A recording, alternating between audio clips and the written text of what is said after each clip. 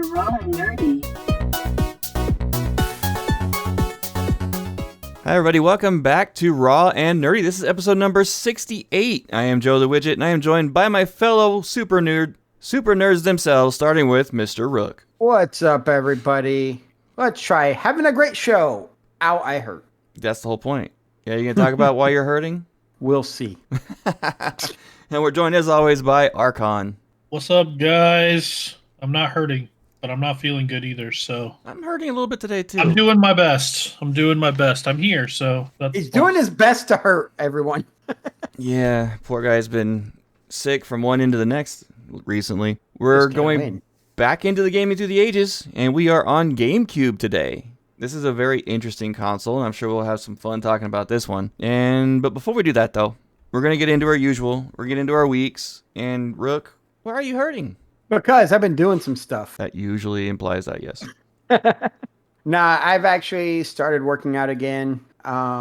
There's this content creator named Scotty K that I've been following, and he started his own business for coaching and whatnot, because a lot of the companies out there right now they get you to buy in on something that's not scientifically proven. Scotty K sticks with everything that's scientifically proven, and he's a nerd. There's a lot of hocus pocus, like fitness programs and diets out there. Yeah, all Scotty K does is they give you a workout plan. They give you a nutrition guide to track 3 main macros: protein, Calorie count? Protein, carbs, fat, and then overall calorie count. So that's what I do. I do a high lean protein, but low calorie count. Yeah, right now, because of my weight, and the workouts they have me doing, they still have me on a 2,400 calorie diet. But I'm eating more often throughout the day, which is my biggest issue. And the workouts they got me doing are, since I've actually been putting them higher in the weight limit, I'm actually burning my muscles out, and I actually feel like I'm feeling better. Yeah. The biggest thing is I'm eating more, and so my body is not storing everything when I eat. And the meals are great. I'm trying new meals I haven't had before. Like, one of the breakfast options is a chocolate mousse, but it's actually not chocolate. It's chocolate protein with chocolate powder or cocoa powder, milk or skim milk or water, and a couple other nutritious ingredients, and it's actually pretty good. And my girlfriend still gets on my case about the fact I never eat breakfast at all. And I eat like a light lunch, but a heavy dinner. See, they got me eating a light breakfast, a light lunch, and a light dinner. My highest calorie meal is 700 to 800 calories, and that's dinner. That's pretty low. I try to stick around that mark if I can. I got a 300 calorie breakfast and a 300 calorie lunch, and then the 800 calorie dinner with the one snack in between. You're definitely going to feel some changes, buddy. Good ones, too. I mean, the first few weeks are going to be tough. You're going to get sore. Your body's going to be readjusting, but when you get past that, you're going to be feeling so much better. Yeah, I need to get to the gym sometime tonight, but I'm giving my body a day to rest from everything I've been putting it through. Yeah, you have to. That's why I work out 6 days a week, 5 or 6 days, just so I get that rest time. Mm-hmm. Yeah, I'm probably going to hit the gym tomorrow morning. But other than that, that's been the biggest change in my life so far. Didn't really do too much nerdy stuff this week. It was wake up, go to the gym, take Ezzy for a 30-minute walk, go to work, come home, and repeat. So exciting. Sounds like a fun week. My week's similar. I've been so sick lately that 3 days ago I did something semi-active that got my heart rate just a little higher than normal for about 5 minutes, and then my chest felt like an elephant was sitting on it, and I couldn't breathe, and I was coughing so hard I almost threw up for about an hour. Ooh, that's not good. No, that's not good at all. That's the kind of situation you might want to get checked out. It's just some residual pneumonia nonsense from being sick. But it's getting a little bit better as it goes. The problem is I caught this stomach bug today as well as I'm getting over the other thing, and now it's just a miserable day. But I did did get some nerdy stuff in this week. I'm still watching Suits. I'm on the last episode of season 7 right now, so I got 2 seasons left. Okay. Almost done with that show. 8 or 9. 9 seasons total. And I guess they're talking about like bringing it back. They're making like either a new spin-off show or something that's going to have a lot of the main characters in it again. That was some sort of spin-off show. Yeah, it's some type of spin-off, I think, but it's going to have multiple of the main characters in it again. So we'll see. I mean, I might be willing to check it out once it's got a few seasons under its belt, but I'm a binger, so it's not something that I'm going to sit there and wait week to week to watch. I'll wait till it's got a few seasons. But I've also been playing Satisfactory. I decided to check it out and instantly got hooked because that game is very in-depth. A lot more in depth than I thought it was going to be. I thought I was just going to go to a planet and start making factories, and that's kind of the premise, but there's so much to the game. I was actually talking to Mossy about it earlier today in Discord for about an hour, and he's like, dang, that sounds like a blast. You got me sold. I'm going to check it out. So it's a lot of fun. So I've been playing that. Really pumped for the 13th, next Friday. Or, no, Thursday. Next Thursday. Yeah. Because it's a big day in the nerdy kingdom here. Obviously, there's one thing I'm looking forward to. I'm finally going to get a break from work for half a day. That's going to be exciting enough. Yeah. If they approve it.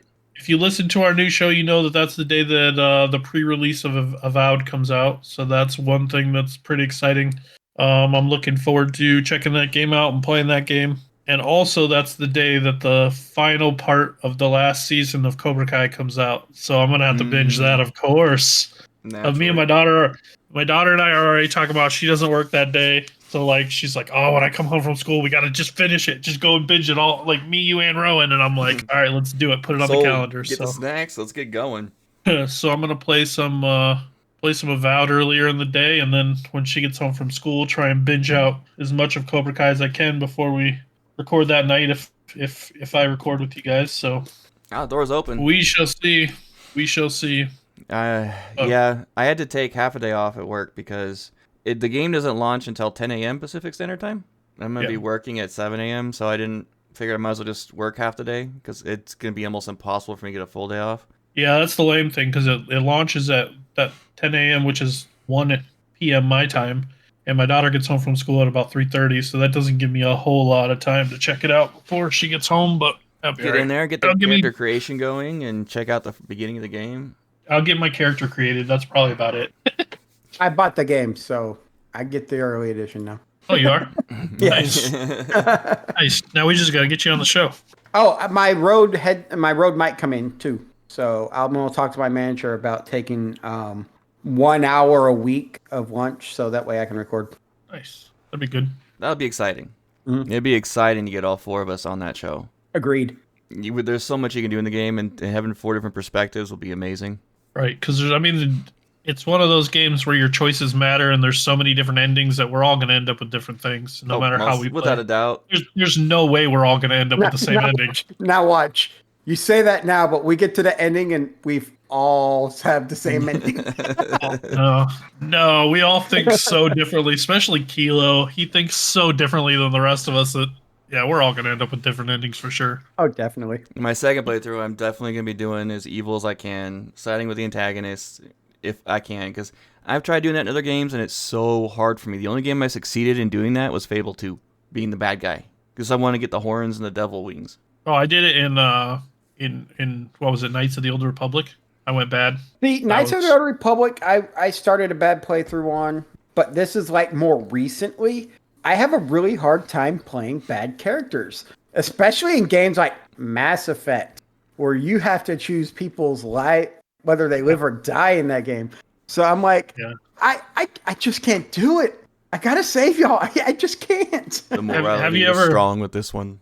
Have you ever done the bad playthrough on the Old Republic, the MMO? I have a character that is fully dark. I went full Sith. Your eyes start turning bright red. Mm-hmm. Like the more bad you do, the redder they get. Oh, so like Fable 2. The more evil you become, the more evil you look. What annoys my party members is I also have a Sith Inquisitor that is nearly fully light side. That's weird. Very. Hey, my Jedi Knight force persuaded a Jedi Inquisitor in the story arc. Interesting. Challenge accepted. Yeah, I'm not sure how I'm going to play through Avowed the first time. We'll see. I'm definitely going magic.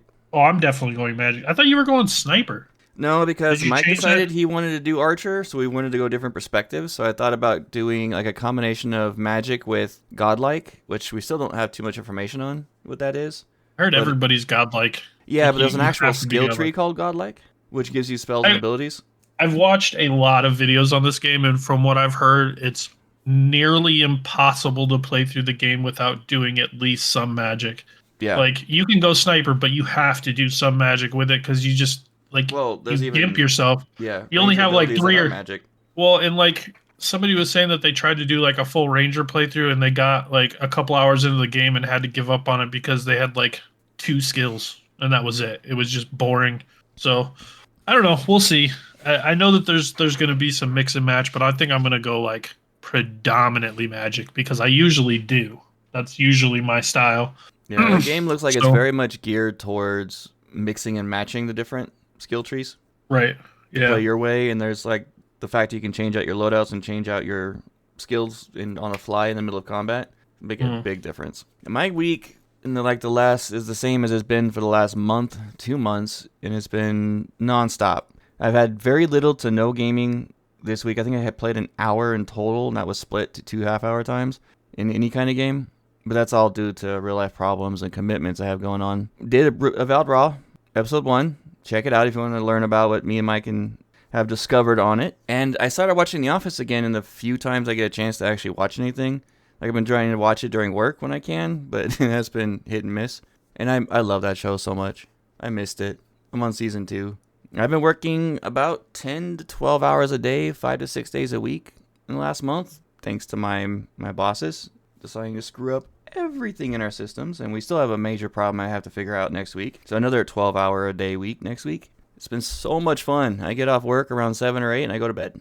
And then I was told last week that my move-in date, because I'm supposed to be moving to Riverside, originally was supposed to be March 17th is when I was supposed to start in Riverside, but that got moved back to possibly March 1st. Because that's moved up, sir. That's moved up. Yeah, that's what I meant, yeah. In my mind, I was thinking calendar the opposite way, yeah.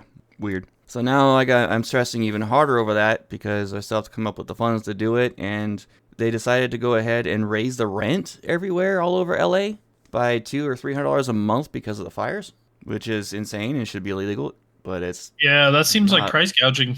It is. In California, it is 100%. It is legal to increase rent by up to 100% down in LA area. It's ridiculous.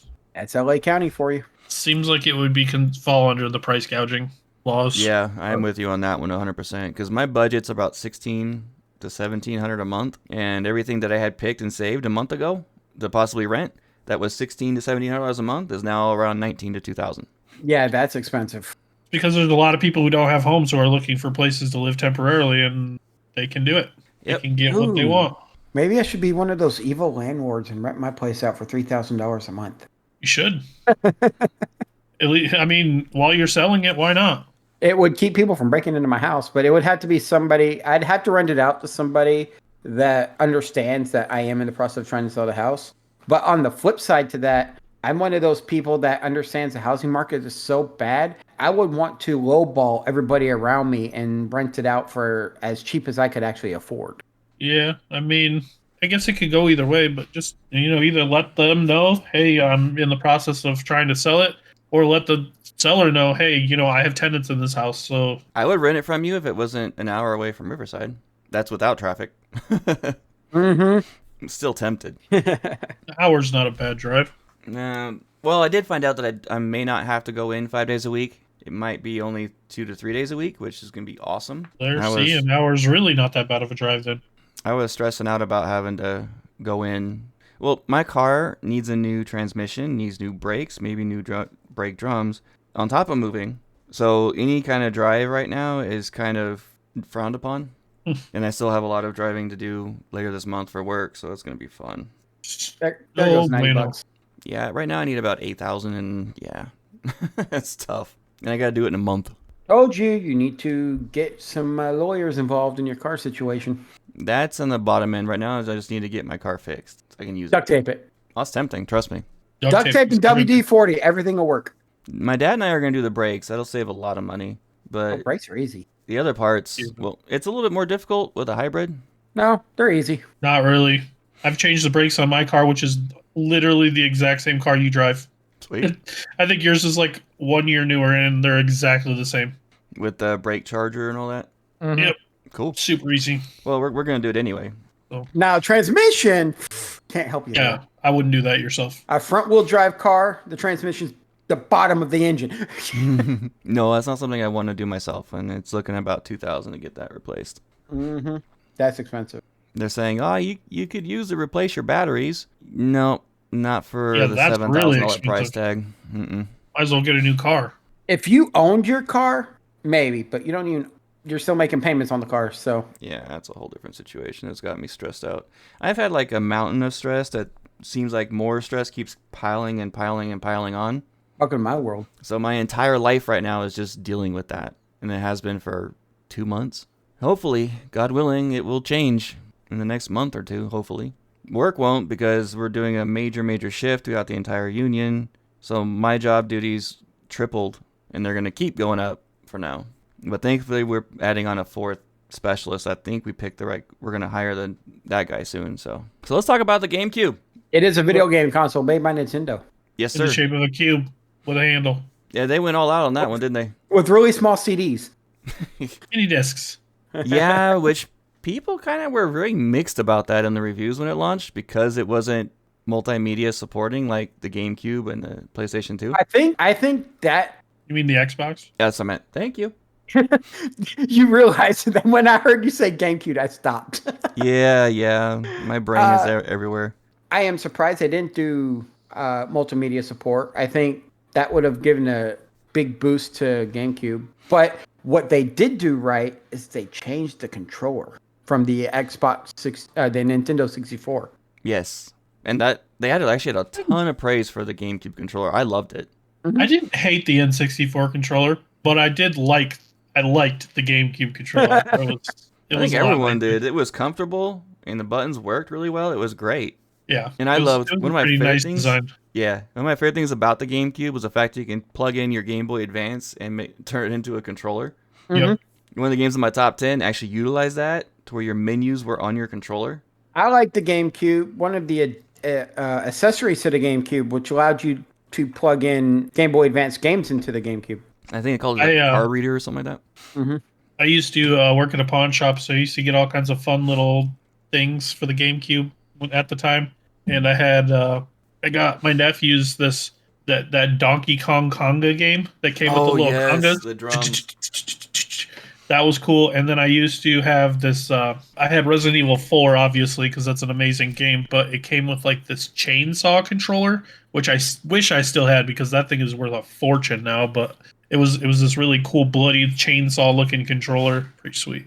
They had some pretty cool like aftermarket accessories for that game. Peripherals, things like that, yeah. Yeah. It released in North America November 18th, 2001. Had a price tag of $199, which was cheaper than the PlayStation 2 and Xbox, which is like $340 today. It was Nintendo's 6th gen console, and it did compete against some extremely super stiff competition.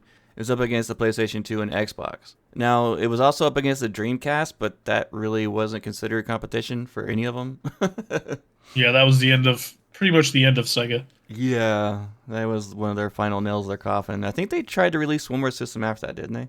Not that I'm tracking. No. They retired the Dreamcast and then went solely software. Yeah, which was a smart move. Yeah. They made a lot of money doing that. Because, I mean, the Sega CD kind of flopped. The Sega Saturn kind of flopped. The Dreamcast, their last-ditch effort, flopped. So, I mean, I can see why they just went straight into gaming, or just into the games aspects. So.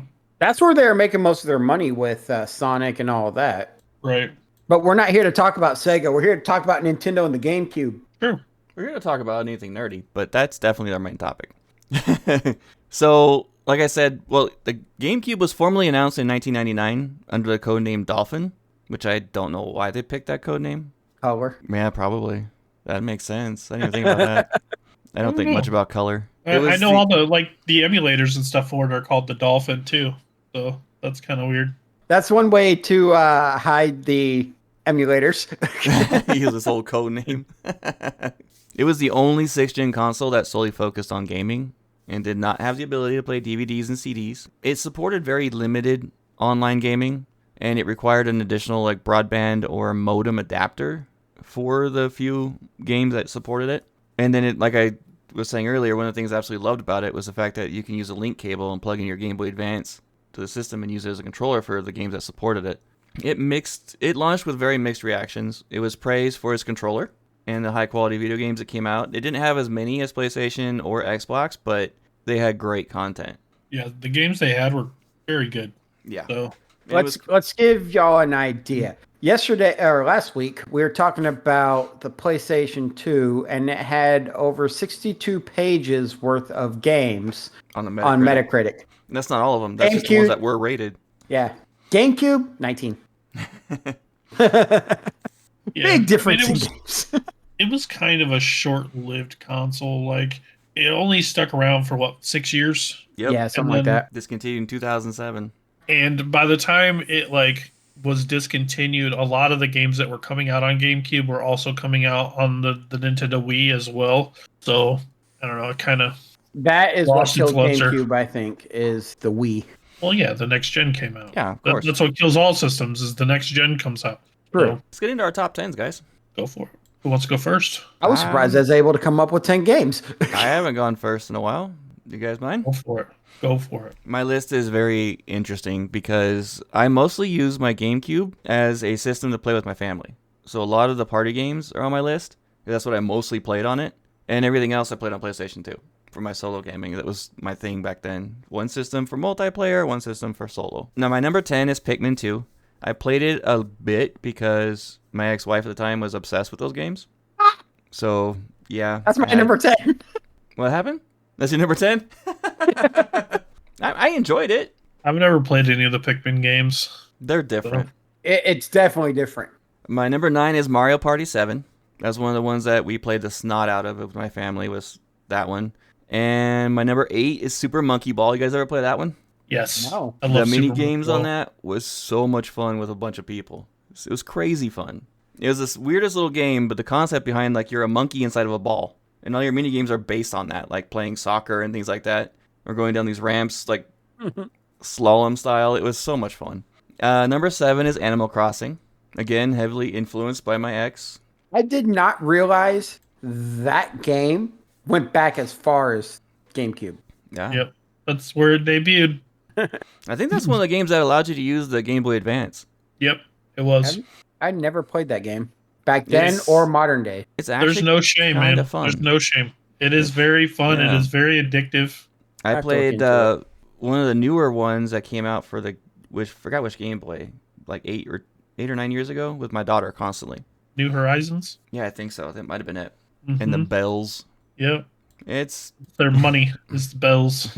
the game's all about your community, basically building your community, your home, that kind of thing. So it had its little charm to it. It was fun. I used to remember going into the GameCube and changing the date and time so I can get into different Cheat. seasons. You cheater. Yep. Or like when you're building your house and you got to wait 3 days for it to be done, and you just change it to 3 days later, and then, oh, look, my house is done. Cool. Yeah, exactly. I wasn't going to play Yeah. that thing for a year. Yeah. There's a lot of waiting in that game if you don't change the date. Like, you have to wait and wait and wait and wait for things.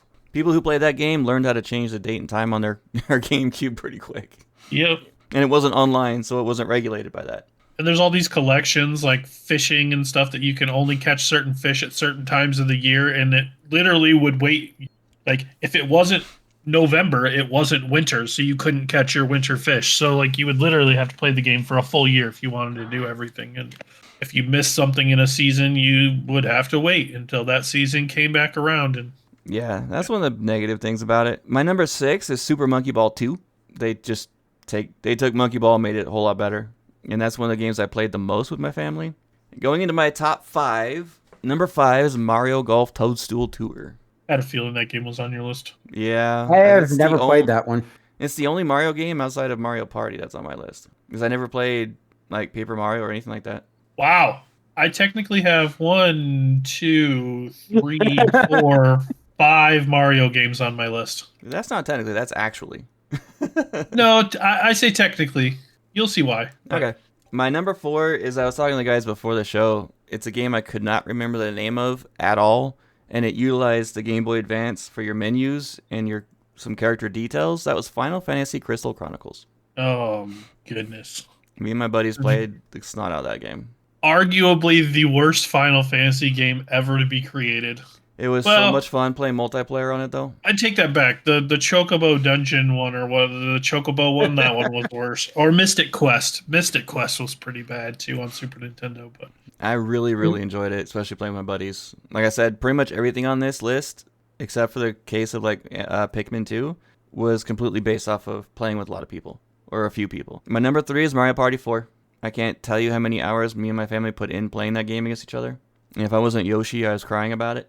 And number 2 is NHL Hits 2003. Rook knew that one was coming in there.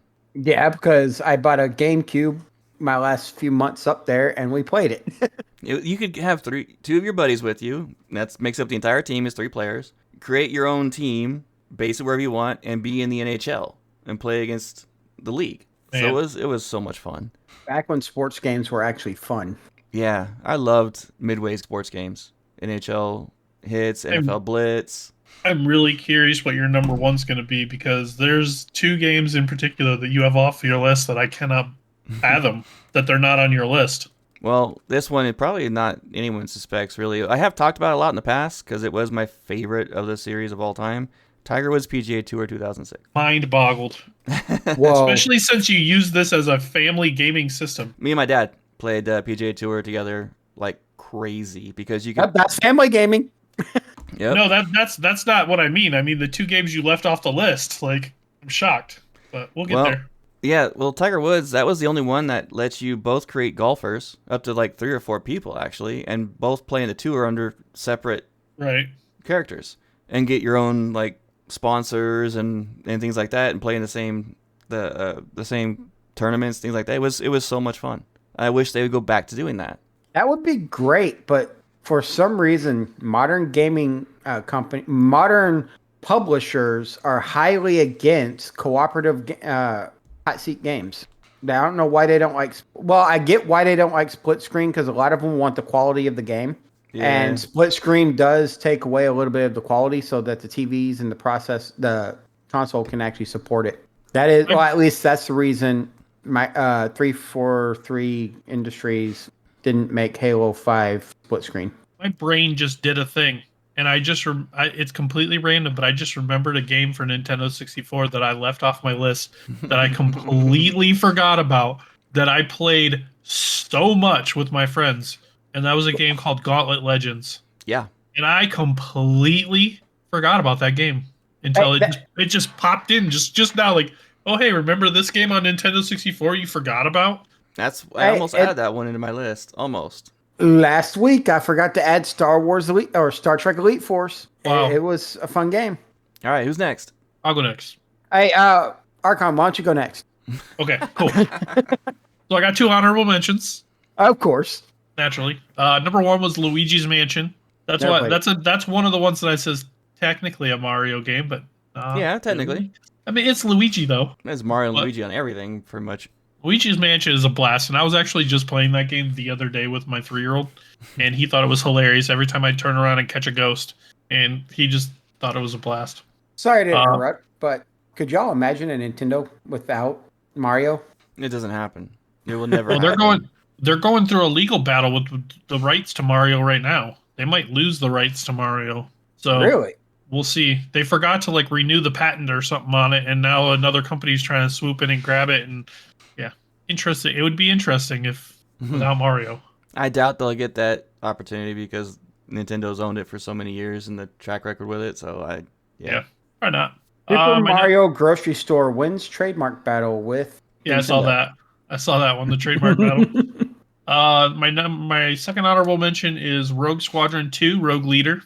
One of the few Star Wars games on the system, and I really liked it. It was a lot of fun. Played it a lot. Number 10, I kind of wish this game could be higher because I remember having absolute blast with this game, and I spent so much time playing it with my friends. The Simpsons Hit and Run. game is a classic. It was hilarious. It was like The Simpsons meets Grand Theft Auto. It was so much fun and so It was hilarious. Simpsons meets Crazy Taxi. Kind of, yeah. There you go. My number 9, Super Mario Sunshine. My second Mario on the list. It's not my favorite Mario game, but it was different, and it wasn't the same every Mario. It wasn't like every other Mario. It's completely different. You had this little water gun on your back, and you had to go get rid of the ooze, and like it was fun. I enjoyed it. Number 8, Resident Evil 4, arguably one of the best Resident Evils out there. I've heard. I played it a little bit. It was, in my opinion, the version on GameCube was the best. That's when you could do 2-player on it, right? And go tandem? Don't know. I never did, but it's possible. My number 7 on the list came out late in the system. It was one of the games that was on GameCube and Wii, and I kind of played it on both, but I played it more, I would say, on the GameCube, and that was The Legend of Zelda: Twilight Princess. I mean, it's one of the better Zelda games. I really enjoyed it a lot. Number 6, and this is one that I was surprised that wasn't on your list because of the family aspect of it, and that's Super Smash Bros. Melee. No, I never. I've said it on the show before. I never liked Smash Bros. Oh, dude, Super Smash Bros. Melee was probably my favorite of all of the Super Smash Bros. games. And the family wasn't really into fighting games either. Oh, you were. I was, but not that one. So, number 5 was Paper Mario: The Thousand Year Door. It was kind of a sequel to Super Mario RPG. It was another Mario type RPG, but had like a little bit different concept. It was more of a 2D/3D. I didn't like it as much as Super Mario RPG, but it was still a really fun game. Number 4, Animal Crossing. Ain't no shame in my game there. Like, I mean, it's quirky, but it's fun, and it was addictive. And I spent hours and hours and hours fishing, trying to catch that elusive coelacanth fish that was like worth 10,000 bells. And I've played all the Animal Crossing games. I love them. They're a blast. Number 3, and this is the other one I can't believe wasn't on your list, because in my personal opinion, this is the best version of this game. Mario Kart Double Dash. That's actually my So least good. favorite Mario Kart. That is my favorite one because you had the 2 people and you can switch back and forth between them in the middle of the races, and it was a blast. That's like one of the only Mario Karts I haven't played. The tracks were a lot more fun than most of the games. Like, I do like Mario Kart 7 or 8. Yeah, 8. I do like 8 a lot because it is what it is, but like Double Dash was one of my favorite. Number 2, Soul Calibur 2. I told you it was going to be on this list. Mm-hmm. Because I played the snot out of it on this system too. I played it on on PS2, but I played it here just as much. I actually played Soul Calibur 2 so much on my GameCube that I developed a little ring on the disc and it stopped working. Yeah. You laser burned your disc. I laser burned my disc because I played it so much. I think between the 2 games, I was talking to Joe's son on Discord. I think between the 2 systems, I probably have 1,000+ hours into that game easily. And my number 1, if you're a fan of the show, no surprise here, The Legend of Zelda: Wind Waker. Good game. Amazing game. The way that they changed up the graphics and the gameplay and everything that they took a risk and it worked. It was a very good game. It still holds up today. I still play it on my Switch today because I don't have a GameCube anymore, but I still play it on my Switch. Fantastic game. My number 1. Nice. Not a bad list, sir. Me and you both have a couple of games on here, but you're going to see how vastly different I am from y'all. So, number 10. Know that. Yeah. I don't have any honorable mentions. Number 10 is The Legend of Zelda Collector's Edition. That's a cheater. That's not a cop-out because it's one disc. That's a cheater. Technically, it is. Well, which one? Are you talking about the one that has Majora's Mask and Ocarina of Time, or are you talking about the one that has like the original original Nintendo? The one with Ocarina of Time. Okay. Because, of course, Ocarina of Time is my all-time, my second all-time, nope, still my first all-time, followed by the newer ones, Tears of the Kingdom. Number 9, Pikmin 2. I had it at 10, but then I realized The Legend of Zelda should be 10. Dragon Ball Z Budokai 2 is number 8. And the reason why Budokai 2 is on there is because they went back to the anime style artistic instead of making 3D models, which to me was a lot better. It was actually a fun fighting game. Number 7, Simpsons Hit and Run. Yeah. Like I said, a combination of it's Crazy Taxi meets Simpsons.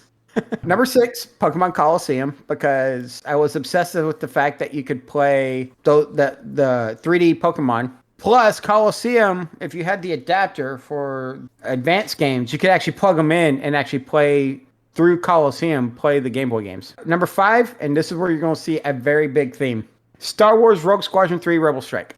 Let me guess, Rogue Squadron 2's on there somewhere too? Maybe. Yeah. I like all the Rogue Squadron games. That's why they're on there. Number 4 is Metroid Prime. Of course, it wasn't the best story for Metroid, but fun to play. See, I hated that Metroid went to the first person. Mm-hmm. I loved it so much better as like the side scroller. Oh, sorry, I'm getting my games backwards. Metroid Prime was a good story. Yeah, Metroid Prime did have a good story. I just hated that they went to the first person with it because that's what took me a minute to get used to. It didn't feel like a Metroid game to me. Like when they went still back, had platforming a little bit. Like when you turned into a ball, you like weren't third person anymore, so it was a little different. But like wasn't a huge fan of the first person aspect. Like I really liked Dread when on Switch when they went back to like the Super Metroid style, and that was I think that's where Metroid shined. So number 3, and because of the GameCube game, it's the reason why I got it on PC. Jedi Knight 2 Jedi Outcast, because of the lightsaber fighting. I don't even remember that one Either. To me, it was a good game. I enjoyed it. Also, mostly. my list. I'm just saying, I never even heard of it. Really? Yeah. It's also out on PC. Have you ever heard of any of the Jedi Knight series? Yeah, of course. Yeah. I didn't know it was on GameCube. Yeah, it was on GameCube for a little bit. And then number 2, Star Wars Rogue Squadron 2. Rogue Leader. Of course. It was a good game. I had it on my list. And finally, number 1, which I'm surprised also it didn't make Widget's list, but he said he didn't really like the game at all. So, Super Smash Bros. Melee. I played the heck out of that game. Oh, dude, Melee was legit, man. Like I would rather play Melee than some of the newer ones. The one on Switch is not near as good as Melee in my opinion. Melee was just so much fun. Number 1, it was a completely unique concept. 2, it had all of my favorite characters, including Star Fox running around shooting people. It was a unique concept. It's the second Smash Bros. Game. No. The Smash Bros. Games were a unique concept to other fighting games. Gotcha. Okay. Yeah. It was just really, really fun. I played it on every console it came out on, the Smash Brothers. Yeah. The Wii one, I remember the Wii one was really difficult to get used to because of the 2 controllers. And you're sitting there trying to fight with them, and it was... Oh, yeah. I ended up playing with my best friend at the time, and we actually, on the Wii, just used one controller for the Wii. Yeah. It did take the fun out of the game a little bit because you didn't have as many combinations. When I played it on Wii, I would plug in my GameCube controller. My GameCube controller, because that was the greatest thing. We'll talk about that when we get to the Wii, but that was my favorite thing about the Wii is that you could plug in your GameCube controllers into the Wii and use them. At least most versions of the Wii. Yeah, that is true.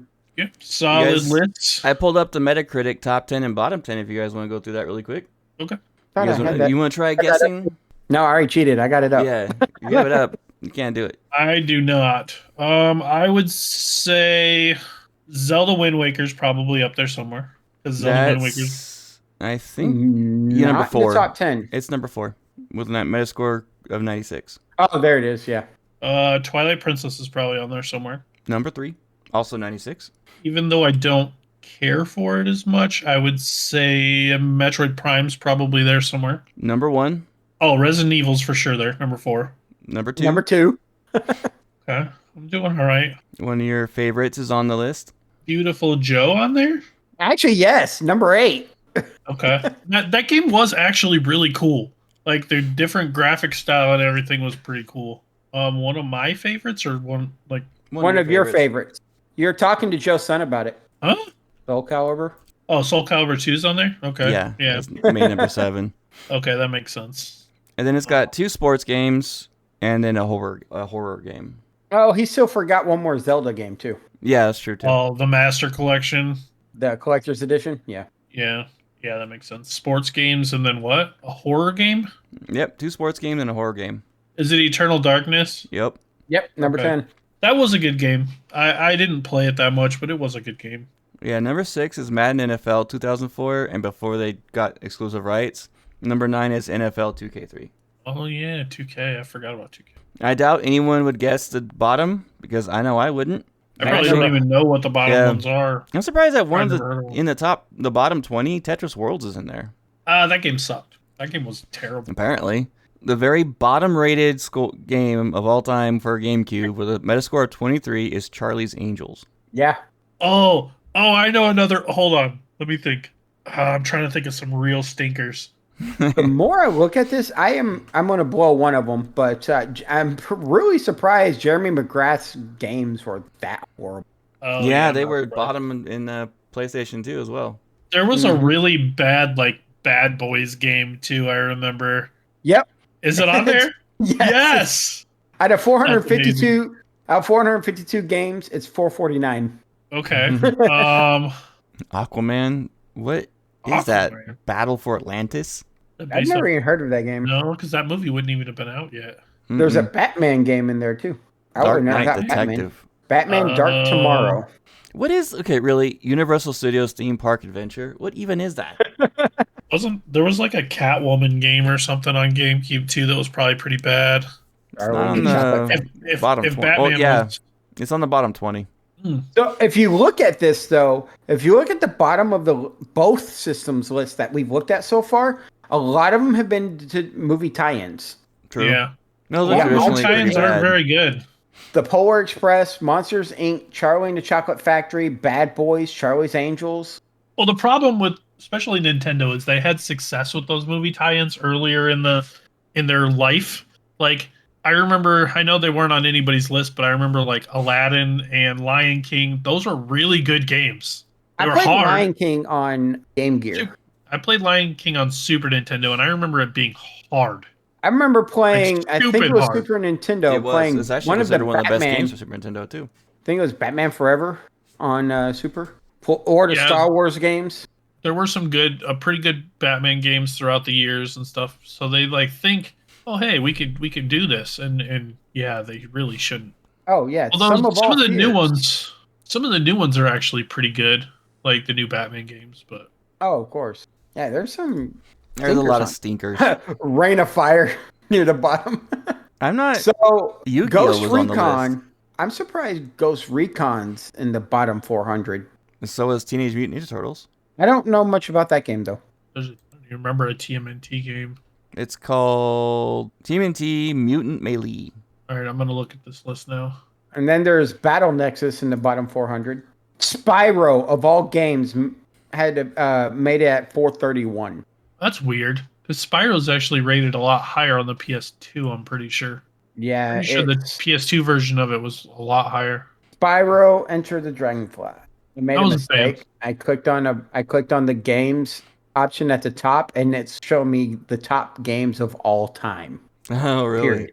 That'd be fun. Yeah, when we get through this gaming series, we're gonna do our all-time favorites, like a top 20 list of everybody, just to go through it. And oh, we already did an all-time favorites list. Oh, we did.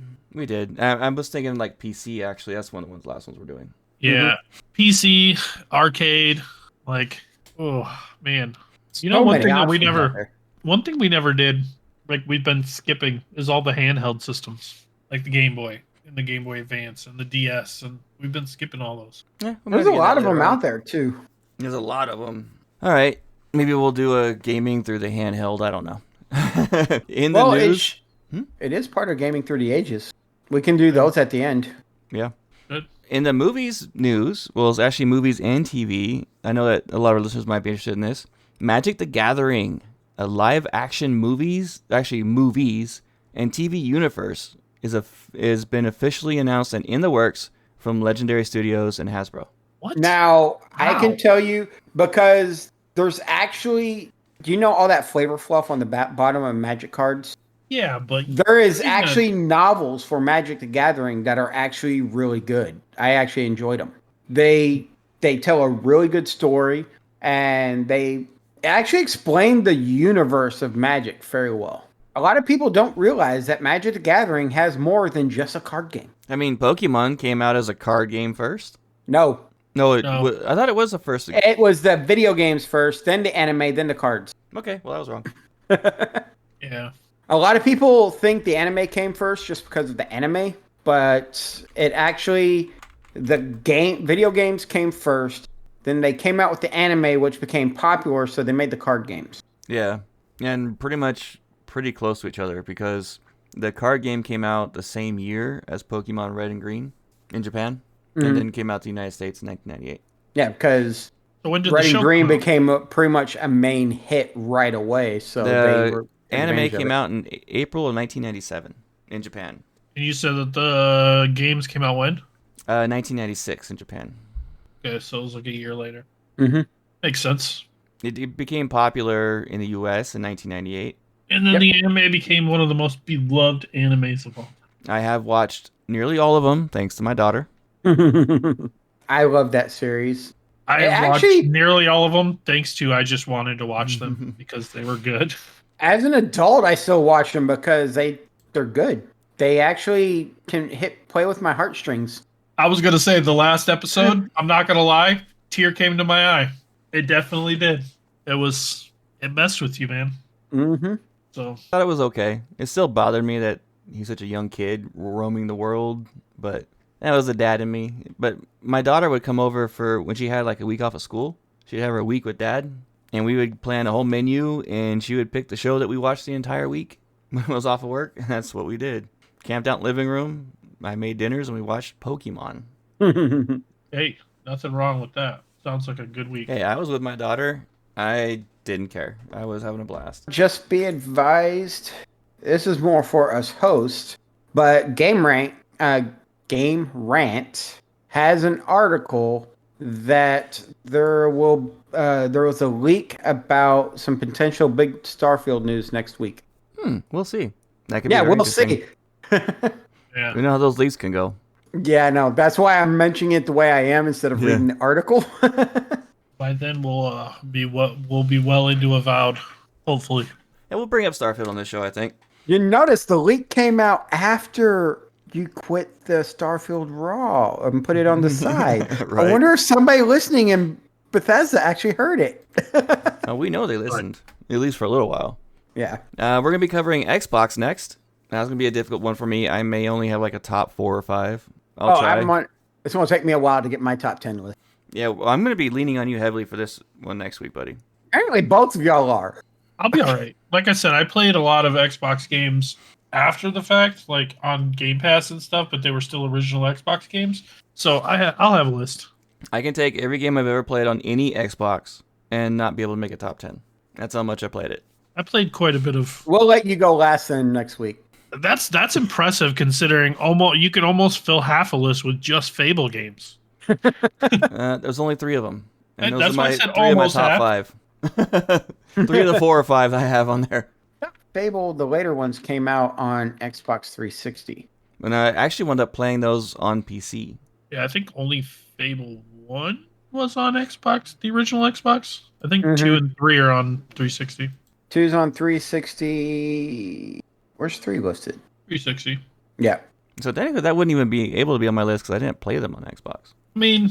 True, if you didn't play them on... Did you play them on an emulator or did you play them straight up on straight when they came to PC port. Okay. On Steam. Oh, yeah, then you wouldn't be able to. Dang. Doesn't count. I played them on Xbox Game Pass, but that's still considered Xbox, right? Actually, I played the original Fable on Xbox 360, but it was an original Xbox game that I was playing in my 360, so it still counts. I still count it. I have Fable 2 installed on my computer right now from Xbox. Nice. My favorite franchise started... Both of my favorite franchises actually started on Xbox. I'm hoping to get into Satisfactory when I get a moment to actually breathe. Dude, that game is so good. Maybe tomorrow if I have time. There's so much to it. It's insane. Yeah, the last time I played it was when we were when you got it for me, and I got to play about an hour of the intro. I had not had an opportunity since. I started a new game on like one of the harder worlds and been just having a blast with it. But I've only got like tier 2 and 3 unlocked. I haven't even got tier 4 or 5 unlocked yet. Out of 9. 9 tiers? 9 tiers. It's long, and I'm telling you, it is in depth. And as you go, like it gets progressively like harder. I want a Sim City game that is a survival game based on what I've seen from the videos of Satisfactory. Take Icarus and Satisfactory, combine them, and make a Sim City game where you're building everything from the ground instead of an overview, and then you tell people to build it. And you have to build the infrastructure and everything yourself? Yeah. Yeah, that'd be pretty cool, actually. I'd get behind that. That would be that would take all 3 of us. We'd have to get Kilo involved, too. Yeah, right. It was on Xbox. All of a sudden, our whole... massive undertaking. All of a sudden, you see all of our people in Discord just helping build this massive city. First, we got to make a game like that, though. Speaking of Discord. If you guys are interested in our new show, Avowed Raw, it has been aired on every platform, YouTube, Spotify, iTunes, and everything else in between. If you're curious about that game, we go into a lot of detail about it in the first episode, and we're going to get our first hands-on episode 2 this week. It's airing every Friday. If you want to reach this show for advertising, show suggestions, things like that, podcastraw@gmail.com. One of the best ways to reach the hosts and the community itself is our Discord. It's the place to be. Discord.gg/raw podcasts.